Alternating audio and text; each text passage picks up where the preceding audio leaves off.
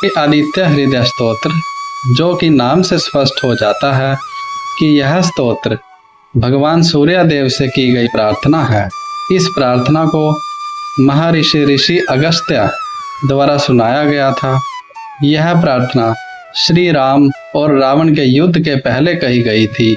ऐसी मान्यता है कि आदित्य हृदय स्तोत्र हर क्षेत्र में चमत्कारी सफलता देता है। आइए इस आदित्य हृदय स्तोत्र को हिंदी में संपूर्ण पाठ के रूप में आपके सामने प्रस्तुत किया जाए। ओम आदित्याय नमः। उधर श्री रामचंद्र जी युद्ध से थककर चिंता करते हुए रणभूमि में खड़े हुए थे। इतने में रावण भी के लिए उनके सामने उपस्थित हो गया। यह देख भगवान अगस्त्य मुनि, जो देवताओं के साथ युद्ध देखने के लिए आए थे, श्री राम के पास जाकर बोले, सबके हृदय में रमन करने वाले महाबाहो राम, यह सनातन गोपनीय स्तोत्र सुनो। हे वत्स, इसके जप से तुम युद्ध में अपने समस्त शत्रुओं पर विजय पा जाओगे। इस गोपनीय स्तोत्र का नाम है आदित्य हृदय। यह परम पवित्र और संपूर्ण शत्रुओं का नाश करने वाला है। इसके जप से सदा विजय की प्राप्ति होती है। यह नित्य अक्षय और परम कल्याणमय स्तोत्र है। संपूर्ण मंगलों का भी मंगल है। इससे सब पापों का नाश हो जाता है। यह चिंता और शोक को मिटाने तथा आयु का बढ़ाने वाला उत्तम साधन है। भगवान सूर्य अपनी अनंत किरणों से सुशोभित हैं। ये नित्य उदय होने वाले देवता और असुरों से नमस्कृत विवस्वान नाम से प्रसिद्ध प्रभा का विस्तार करने वाले और संसार के स्वामी हैं। तुम इनका रश्मिमन्ते नमः, समुदयन्ते नमः, देवासुर नमस्कृताय नमः, विवस्वते नमः, भास्कराय नमः, भुवनेश्वराय नमः, इन मंत्रों के द्वारा पूजन करो। संपूर्ण देवता इन्हीं के स्वरूप हैं। ये तेज की राशि तथा अपनी किरणों से जगत को सत्ता एवं स्फूर्ति प्रदान करने वाले हैं।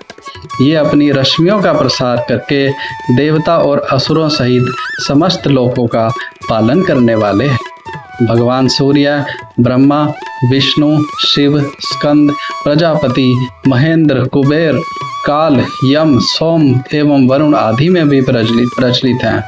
ये ही ब्रह्मा, विष्णु, शिव, स्कंद, प्रजापति, इंद्र, कुबेर, काल, यम, चंद्रमा, वरुण, पितृ, वसु, साध्य, अश्विनी कुमार, मरुदगण, मनु, वायु, अग्नि, प्रजा, प्राण, ऋतुओं को प्रकट करने वाले तथा प्रकाश के पुंज हैं। इनके नाम हैं आदित्य, अदिति पुत्र, सविता, जगत को उत्पन्न करने वाले, सूर्य, सर्वव्यापक, खग, पूषा, पोषण करने वाले, गभस्तिमान, प्रकाशमान, सुवर्ण सदृश, भानु, हिरण्यरेता, ब्रह्मांड की उत्पत्ति के बीज, दिवाकर, रात्रि का अंधकार दूर करके दिन का प्रकाश फैलाने वाले, हरिदश, सहस्त्रार्ची, हजारों किरणों से सुशोभित, सप्तशक्ति, 7 घोड़ों वाले, मरीचिमान, किरणों से सुशोभित, तिमिरो मंथन, अंधकार का नाश करने वाले, शंभु, त्वष्टा, मार्तंडक, ब्रह्मांड को जीवन प्रदान करने वाले, अंशुमान, हिरण्यगर्भ, ब्रह्मा, शिशिर, स्वभाव से ही सुख को प्रदान करने वाले, तपन, गर्मी को पैदा करने वाले, अहस्कर, रवि, अग्निगर्भ, अग्नि को गर्भ में धारण करने वाले, अदिति पुत्र, शंख, शिशिर नाशन, शीत का नाश करने वाले, व्योमनाथ, आकाश के स्वामी, तम वेदी, ऋग, यजुर और सामवेद के पारगामी, धन वृष्टि, अपाम मित्र, जल को उत्पन्न करने वाले, आकाश में तीव्र वेग से चलने वाले, आतपी, मंडली, मृत्यु, पिंगल, भूरे रंग वाले, सर्वतापन, सबको ताप देने वाले, कवि, विश्व, महातेजस्वी, रक्त, सर्वभवोद्भव, सबकी उत्पत्ति के कारण, नक्षत्र, ग्रह और तारों के भी स्वामी, विश्व भावन, जगत की रक्षा करने वाले, तेजस्वियों में भी अति तेजस्वी और 12 आत्मा हैं। इन सभी नामों से प्रसिद्ध सूर्यदेव आपको नमस्कार है। पूर्व गिरी उदयाचल तथा पश्चिम गिरी अस्ताचल के रूप में आपको नमस्कार है। ज्योतिर्गणों, ग्रहों और तारों के स्वामी तथा दिन के अधिपति आपको प्रणाम है। आप जय स्वरूप तथा विजय और कल्याण के दाता हैं। आपके रथ में हरे रंग के घोड़े जूते रहते हैं। आपको बारंबार नमस्कार है। सहस्त्रों किरणों से सुशोभित भगवान सूर्य, आपको बारंबार प्रणाम है। आप अदिति के पुत्र होने के कारण आदित्य नाम से भी प्रसिद्ध हैं। हे भगवान सूर्य, आपको नमस्कार है। उग्र, वीर और सारंग सूर्य देव को नमस्कार है। कमलों को विकसित करने वाले प्रचंड तेजधारी मार्तंड को प्रणाम है। आप ब्रह्मा, शिव और विष्णु के भी स्वामी हैं। सूर्य आपकी संज्ञा है। यह समस्त सूर्य मंडल आपका ही तेज है। आप प्रकाश से परिपूर्ण हैं। सबको स्वाहा कर देने वाली अग्नि आपका ही स्वरूप है। आप रौद्र रूप धारण करने वाले हैं। आपको नमस्कार है। आप अज्ञान और अंधकार के नाशक, जड़ता एवं शीत के निवारक तथा शत्रु का नाश करने वाले हैं। आपका स्वरूप अपरमेय है। आप कृत घनों का नाश करने वाले संपूर्ण ज्योतियों के स्वामी और देव स्वरूप हैं। आपको नमस्कार है। आपकी प्रभा तपाए हुए सुवर्ण के समान है। आप हरि और विश्वकर्मा हैं। तम के नाशक, प्रकाश स्वरूप और जगत के साक्षी हैं। आपको नमस्कार है।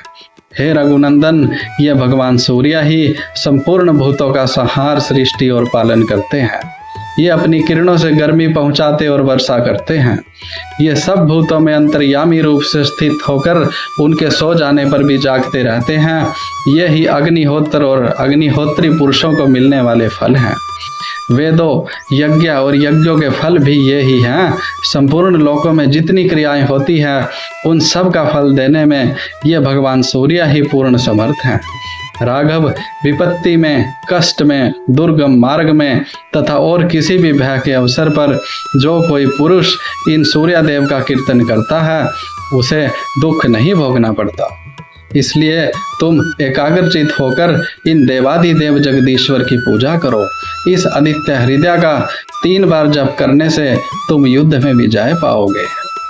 महाबाहो, तुम इसी क्षण रावण का वध कर सकोगे। यह कहकर अगस्त्य जी जैसे आए थे वैसे ही चले गए। उनका उपदेश सुनकर महातेजस्वी भगवान श्री रामचंद्र जी का शोक दूर हो गया।